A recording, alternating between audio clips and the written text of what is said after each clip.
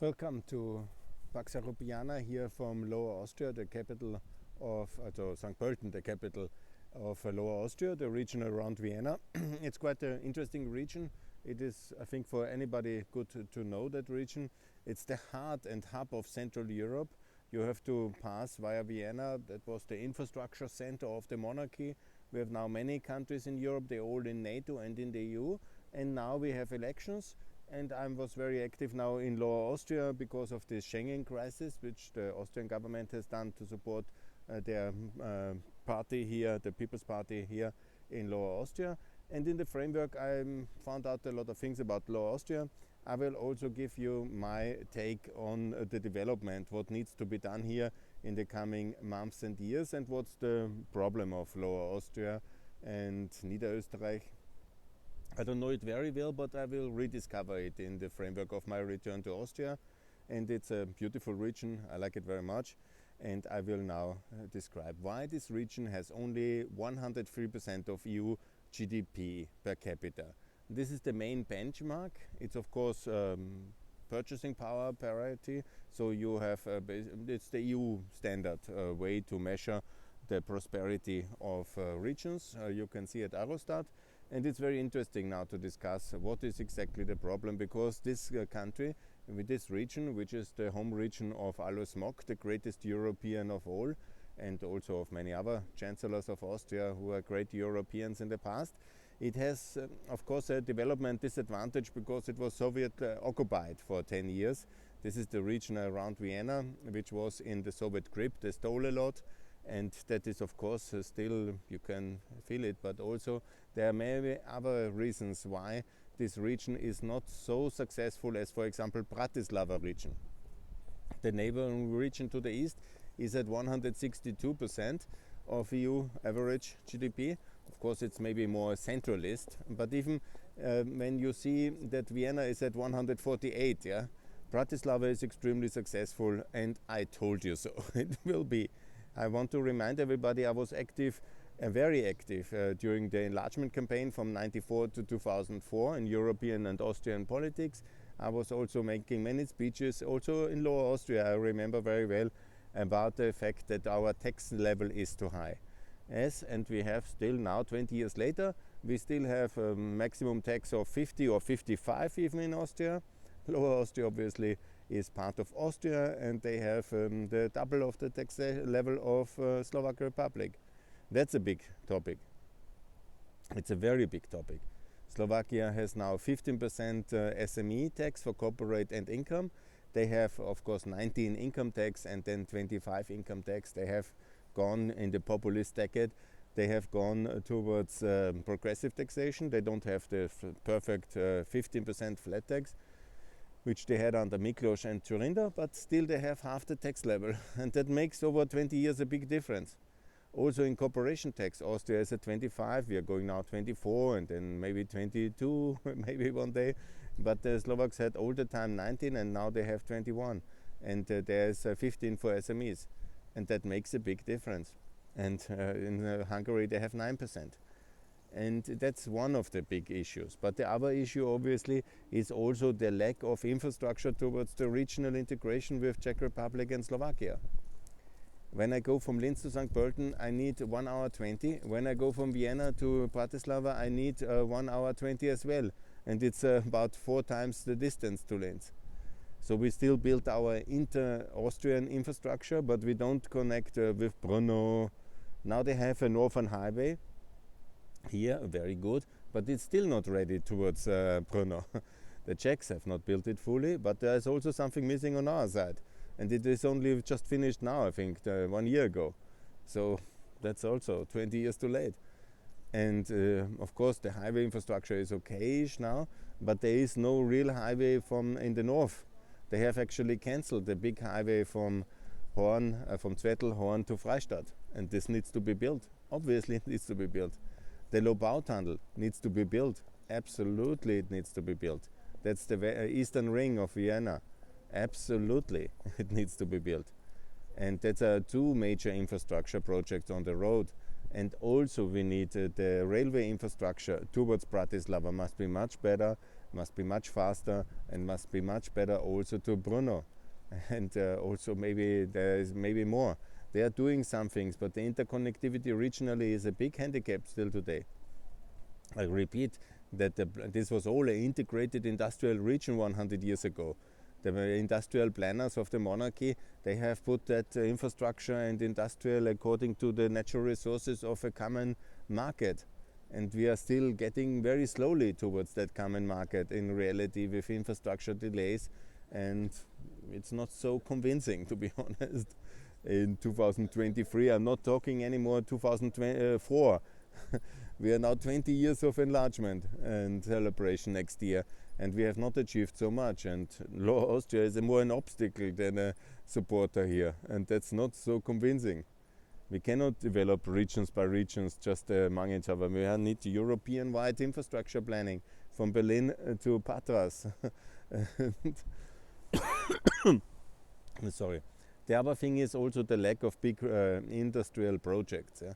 Of course, every country needs to see what kind of industrial assets they have and then to deploy it. Okay, here's this gas infrastructure, and with your Romania, the links were artificially destroyed, yeah? And kept low because of the Russian pressure. That was very wrong. That must be revitalized. And then additionally, it's very important to do the so-called fracking. And there is a lot of gas reserves in Lower Austria. They need to be lifted with modern methods. That we just don't like something. So we don't like nuclear, we don't like fracking, we don't like coal. Okay, good.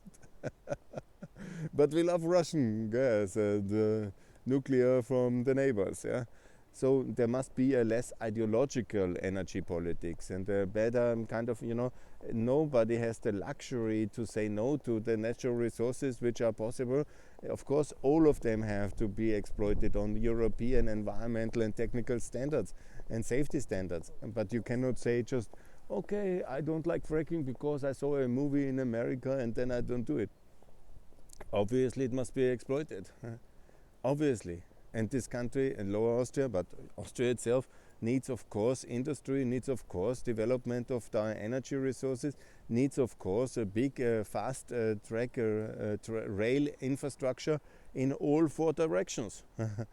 In the south to Zagreb, in the east to Bratislava and Budapest, and to Mariupol, please liberate it, and of course towards the north to Brno and to Poland and to the Baltics and to Prague and to Berlin.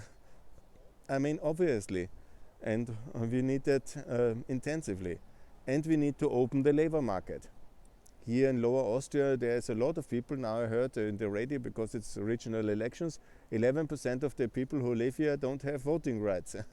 Don't know the exact figures, I didn't check it. But of course you need to be more open. Also to allow 2 passports. Yeah? When you come from Romania and you live in Austria, you should have 2 passports after some time, yeah? Obviously. And the same is all over in EU and NATO countries, yeah? At least, yeah? And if not everywhere. And so we need to be a bit more open. And the EU open labor market is absolutely anyhow what the EU is doing, but we need now to extend it towards the EU candidate countries. And this openness is absolutely necessary also in the trade sector. Because artificially the populists have blocked the Mercosur agreement, the American agreement, TTIP, and also the African, the Australian, the Gulf Cooperation, the Uzbekistan, I repeat the whole list, India, and then you don't want the Indians, but then you don't want to trade. You have exactly 2 options if you don't choose poverty and decline. Yeah? Either you open for the people to come here to work and to build the industrial sectors here, that's one way. And parallel, of course, you need also to open the good markets that the people in India, for example, can deliver their goods here. But protectionism and populism is the surest way for decline and for average result. And 103% of EU average is not really the fantastic result. Even in Upper Austria, of course, it was not under Soviet occupation and it might be a bit more advantage in some areas, but it's quite comparable, and it's already 20 points higher. Okay, good. That I will also discuss what to do to keep that, and I don't say that, of course that's an average, so it's always in competition with others. But when Eastern Europe catches up, obviously you have also to perform to stay ahead or to innovate and do something. Yeah? And that is not good enough, what I see here, to be honest, yeah? In terms of strategy, vision, mission, and also investment. And there must be this light tower projects, but also a lot of SME sector. And then the tax levels is of course very decisive, and the labor force education centers and all these innovation centers and everything like that. Yeah?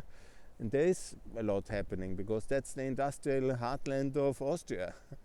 But when you then have the Greens who are blocking every tunnel, every road, and you fall into that line, and then you have the populists who block the people, the access to the labor market, and you want to have a big welfare state with a high progressive taxation because you want to be everybody equal, then you are just at 103% of EU average. And in Bratislava the people are at 160, and even in Bucharest they are joking with us. Yeah.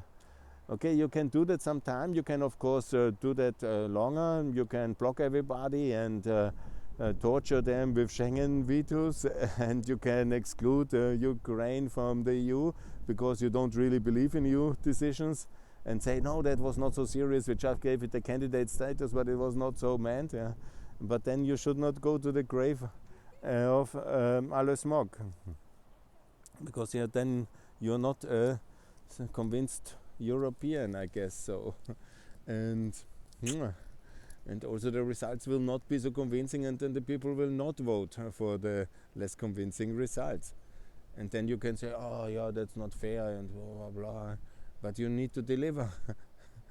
And of course it's not all in Lower Austria, but Lower Austria is a very powerful political entity in the Republic of Austria as well, and that the tax policy is so high, and that they have done no real infrastructure improvements now for considerable years now. And the infrastructure was always more the Vienna-Klagenfurt infrastructure and not the Frankfurt-Zagreb infrastructure, which would be really important. Not the connectivity with the neighboring countries was in the main idea, but within Austria, everything within. And so we are at 103. And I don't think that's very convincing. If you think it's very convincing, fine.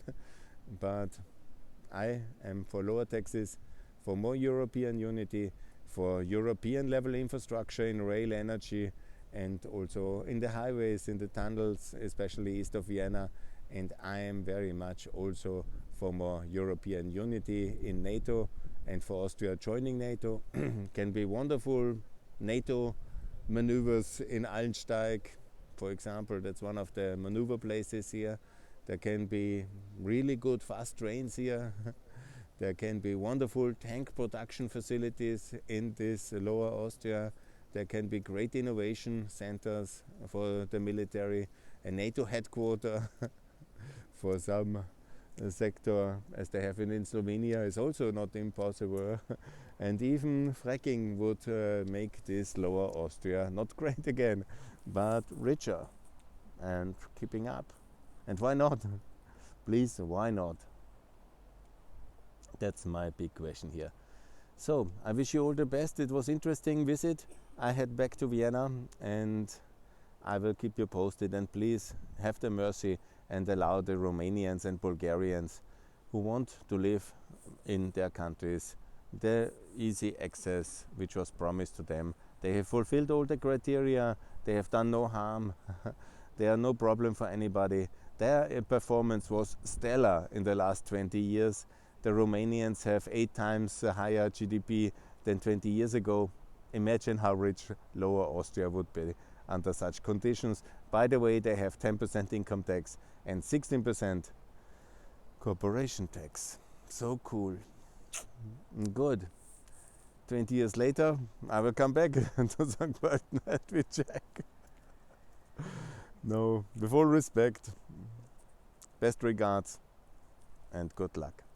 And please be nice to the Romanians and be good Europeans in the tradition of Alois Mock. Bye.